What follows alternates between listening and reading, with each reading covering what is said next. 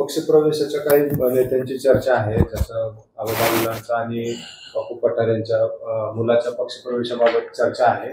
या चर्चांमध्ये किती तथ्य आहे आणि भारतीय जनता पक्षाचे शहराध्यक्ष म्हणून तुमची भूमिका काय? नाही, अशा चर्चा सातत्याने वारंवार होत असतात आणि काही लोक चर्चा घडवून आणतात, काही लोक चर्चा करतात. पण आज मितीला भारतीय जनता पार्टी पुणे शहराकडं अशा पद्धतीने कुणाचाही पक्षप्रवेशाचा प्रस्ताव आलेला नाहीये.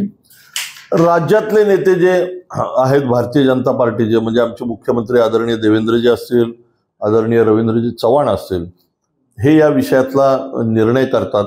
आमच्याकडे समजा असा कोणाचा प्रस्ताव आला तर आम्ही या विषयामध्ये प्रदेश भारतीय जनता पार्टीशी चर्चा करतो आणि मग त्याच्यामध्ये अंतिम निर्णय होतो. आज वाटलं आणि उद्या कोणीतरी पक्षात आला आणि त्याचा प्रवेश केला असं होत नसतं. त्याला एक सिस्टीम आहे, या सिस्टीमच्या माध्यमातूनच असे प्रवेश होत असतात. तरी शहराध्यक्ष म्हणून तुमची काय भूमिका आहे? कारण अनेक जण इच्छुक आहेत, पण तुमच्याकडेच ऑलरेडी एवढी लोक सद्यस्थितीला महानगरपालिकांच्या दृष्टीने तयारी करतायत, त्यात हे पक्षप्रवेश याची सांगड तुम्ही कशी घालता? पक्षामध्ये प्रवेश करत असताना ज्याला पक्षामध्ये यायचंय त्याचं निश्चित स्वागत आहे. त्यांनी पक्षामध्ये यावं, पक्षाच्या विचारधारेशी जोडलं जावं, पक्षाचं काम करावं. पण मी पक्षात आलो आणि मला उद्या इलेक्शन लढायचे, तर शेवटी हा सर्वस्वी अधिकार हा राज्यातल्या भारतीय जनता पार्टीच्या नेत्यांना आहे. त्यामुळं केवळ निवडणुकीला, आणि मी मगाशी सांगितल्याप्रमाणे ज्या ठिकाणी भारतीय जनता पार्टीचा क्षमतावान कार्यकर्ता आहे, त्या ठिकाणी आमचा उमेदवार आहे, त्या ठिकाणी आमचा नगरसेवक आहे, अशा ठिकाणी भारतीय जनता पार्टी अन्य कोणाला तरी प्रवेश करून घेईल आणि निवडणूक लढायला संधी देईल असं होणार नाही. ज्या ठिकाणी आम्हाला आता कपॅसिटीचा समजा माणूस नाहीये, जिथं पर्याय नाहीये आणि कोणी आलं तर ह्याचा विचार ते सुद्धा प्रदेश भारतीय जनता पार्टीच्या माध्यमाशी चर्चा करून, नेत्यांशी चर्चा करून हा निर्णय केला जाईल. आज याचं नाव आलं, उद्या त्याचं नाव आलं, अशा चर्चा गेले अनेक दिवस पुणे शहरामध्ये होत आहेत. या चर्चांमध्ये काहीही तथ्य नाही.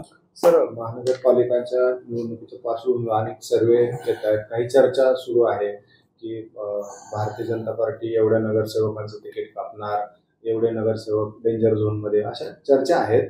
वस्तुस्थिती काय आहे आणि टेंटेटिव्ह जरी तुम्ही आता सांगू नाही शकला की नेमकं काय होणार आहे, तरी आम्हाला जरा कल्पना द्या की कशा पद्धतीने आपली रणनीती असणार? नाही, मुळात असे आहे की असा कुठलाही सर्वे जो आता माध्यमांकडनं कळतोय हा भारतीय जनता पार्टीच्या माध्यमातून केलेला नाहीये.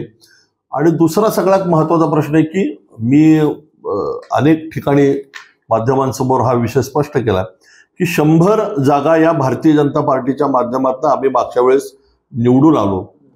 5 नगरसेवक हे आमच्याकडं 6 महिन्यापूर्वी ज्यांनी प्रवेश केला, 105 जागा अशा आहेत की जिथं भारतीय जनता पार्टीचे नगरसेवक आहेत.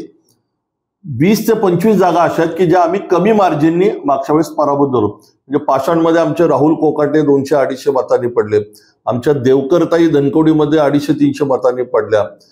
अशा ज्या जागा आहेत, वासुदेव भोसले आमचे वारजात 200 मतांनी पराभूत झाले, अशा शहरात 20-25 ज्या जागा आहेत तिथं आम्ही कॉन्सन्ट्रेट करू.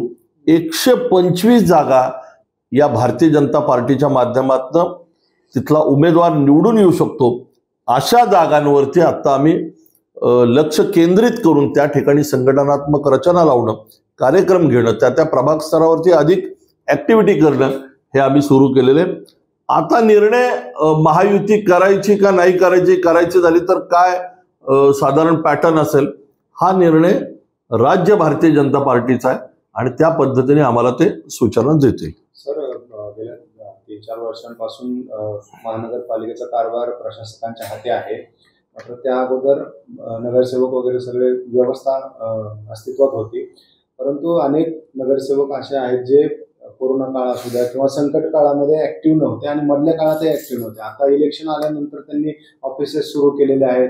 असं तुमचं काय निरीक्षण आहे? असं जे ऐन वेळेला जे आता ऍक्टिव्ह झालेले आहेत, जे जनतेशी संवाद ठेवण्यात कमी पडलेत नगरसेवक, यांच्याबाबत तुमची काय भूमिका असणार?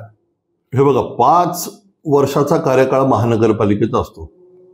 4 वर्ष महानगरपालिका डिझॉल्व आहे, म्हणजे हा तसं बघितलं तर एक मोठा कार्यकाळ आहे.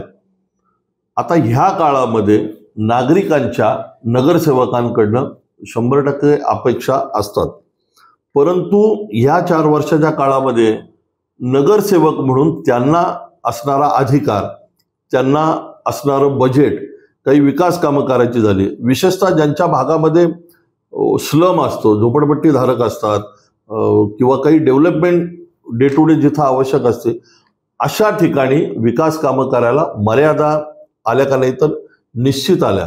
पण तरीही नागरिकांशी काही कार्यक्रमांच्या निमित्ताने जाणं, विशेषतः भारतीय जनता पार्टी म्हणून आम्ही मागच्या ह्या 4 वर्षाच्या काळात, ज्या काळात महापालिका अस्तित्वात नाही, अशा काळामध्ये राज्यातलं सरकार, देवेंद्रजींच्या नेतृत्वाखालचं केंद्रातलं मोदीजींचं सरकार, या माध्यमातून ज्या योजना केंद्र आणि राज्य सरकारने केल्यात त्या थेट जनतेपर्यंत घेऊन जाण्याचं काम या कार्यकर्त्यांच्या माध्यमातून, पदाधिकाऱ्यांच्या माध्यमातून आणि नगरसेवकांच्या माध्यमातून आम्ही केलंय.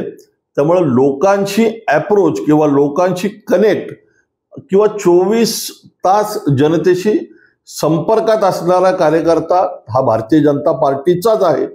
कोविडमध्ये कोणी काम केलं, रस्त्यावरती कोण उतरलं, तर भारतीय जनता पार्टीचाच कार्यकर्ता. आज आम्ही भारतीय जनता पार्टीच्या पुणे शहराची बैठक कार्यालयामध्ये बोलवली होती आणि सोलापूरमध्ये जो ओला दुष्काळ पडलाय, सरकारच्या माध्यमातून मदत करेल, पण पक्ष म्हणून पुणे शहरामधनं काही मदत धान्य स्वरूपात गोळा करून ही भाजपाच्या माध्यमातून सोलापूर जिल्ह्यात काही तालुक्यांमध्ये पाठवावी अशी यंत्रणा आम्ही लावली. तुलनेने इतर पक्षांमध्ये अशा ऍक्टिव्हिटी किंवा असं काम करताना फार दिसत नाही, जे भाजपाच्या माध्यमातून सातत्याने होत असत.